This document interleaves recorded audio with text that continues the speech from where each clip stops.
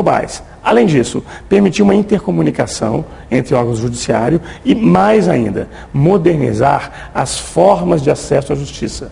O Brasil é um país com pouca tradição de acesso à justiça, temos um problema constitucional de levar até a população que precisa a prestação jurisdicional e a necessidade, então, de modernizar e abrir o Poder Judiciário. Imaginando que a modernização ela é feita a partir de ideias de vanguarda, o meio acadêmico é sempre um meio onde estão sendo discutidas ideias importantes para o Poder Judiciário. Como é feita essa interface entre a academia e o CNJ? Eu acho que nós temos 3 grandes campos aí de atuação. O primeiro é um que já foi consolidado quando a Universidade de Brasília preparou um grande relatório do diagnóstico do judiciário no Brasil. Esse relatório está hoje, inclusive, na página do CNJ na internet. Então, essa função de olhar, observar, diagnosticar. Um segundo caso seria uma possibilidade de criação de algum tipo de comunicação entre as pesquisas da universidade e o que o CNJ faz, que eu considero uma coisa muito salutar, na medida em que a universidade tem um olhar externo, um pouco mais crítico, que pode contribuir para o bom andamento das instituições. E um terceiro caso, que é um caso importante, é na formação dos magistrados. Eu acredito que nós temos hoje um problema crônico, que é manter acesa a chama do conhecimento nos magistrados que ingressaram na magistratura e depois de um certo tempo adquiriram vitaliciedade e de alguma forma não acompanham a modernização do direito, que hoje é muito rápida, novas tecnologias, novas demandas, novos problemas. E o senhor tem como identificar quais são os ganhos do público a partir da existência do CNJ? Pela simples ideia de uma instituição que permite um controle externo do judiciário. Por mais que ela ainda esteja hoje composta por maior parte dos membros do CNJ são magistrados, a atuação dele em tão pouco tempo demonstra que só o fato do órgão ser externo muda o olhar sobre o que o judiciário faz. O resultado é que a população percebe que existe um órgão que pode amparar as suas queixas. Tanto é assim que as estatísticas do CNJ mostram muitos pedidos direcionados diretamente pelas partes para o judiciário, para o melhor andamento dos processos, para questões disciplinares. Então a história recente do CNJ mostra que a simples existência de um órgão ativo, operante, na defesa da população, já é um grande avanço social. Muito obrigado.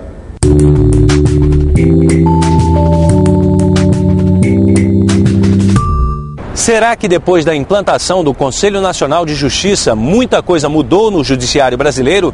O Boas Práticas responde essa questão agora para você. Veja na reportagem.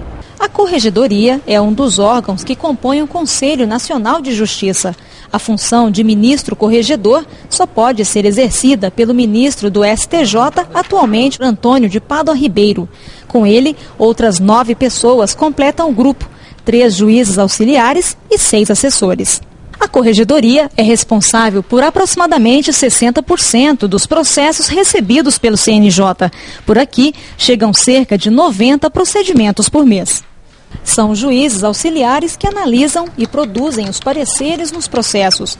Depois, os procedimentos são examinados e assinados pelo ministro corregedor. Segundo o juiz Marcos Vinícius Reis Bastos, a rotina de trabalho consiste em disciplina para dar conta da demanda. Basicamente é voltada ao exame dos processos a cargo da Corregedoria.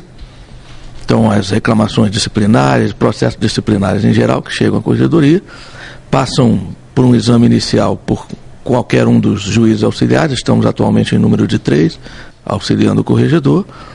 E a partir desse exame inicial eles têm uma tramitação em que se basicamente ouve-se a autoridade judiciária ou o cartório extrajudicial eventualmente reclamado e ao final esse processo recebe do juiz auxiliar um parecer que é encaminhado à apreciação do corregedor, que vai proferir a decisão final, louvando-se ou não no parecer, conforme ele entender melhor. Os processos administrativos mais comuns resolvidos pela Corregedoria são reclamações e denúncias feitas por qualquer interessado contra integrantes ou órgãos da Justiça.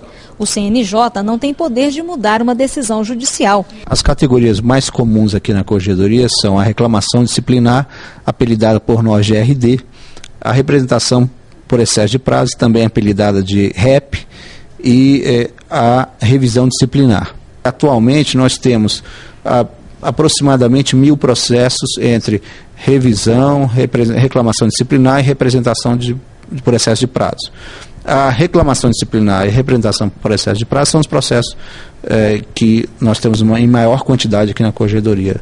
A Corregedoria pode fazer sindicâncias, inspeções e correções, dependendo da gravidade do caso. De acordo com o juiz Marcos Augusto de Souza, em algumas situações, o CNJ pode até aplicar penas ou sanções administrativas. O Conselho Nacional de Justiça ele tem a atribuição disciplinar com relação aos magistrados,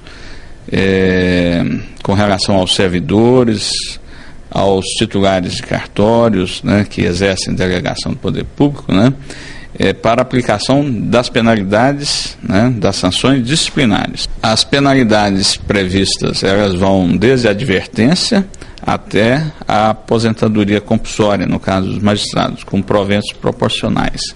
A perda do cargo, no que diz respeito aos magistrados, somente por decisão judicial.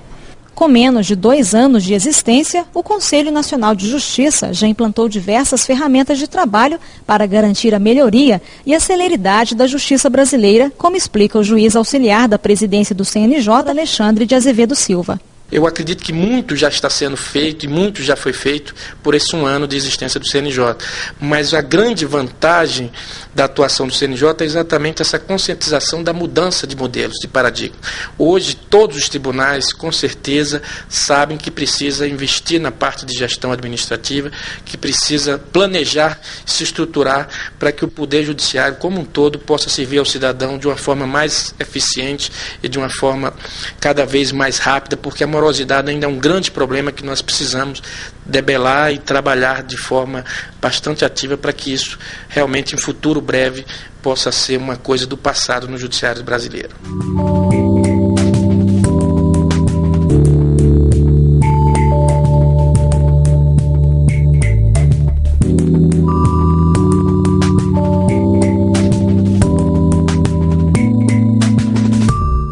O Boas Práticas de hoje fica por aqui. Muito obrigado por sua companhia e até a próxima semana.